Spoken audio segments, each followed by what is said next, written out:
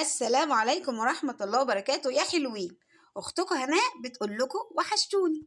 النهاردة يوم غير عادي، عندنا فسيخ متنضف، الله أكبر على اللي هياكل، يا رب ياكلوا بالهنا والشفا.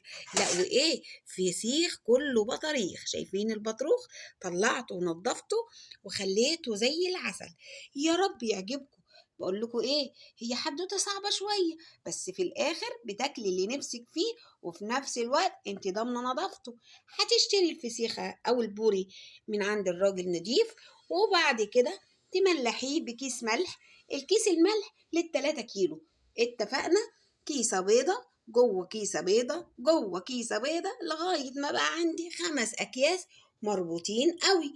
حطيتهم في علبة، والعلبة محكمة الغلق. بعد كده اللي بيحصل، حطها في حتة ضلمة، وبعد 10 أيام لو أنا عايزة عادب أفتح عليه وأنضفه، وزي ما انتوا شايفينه كده.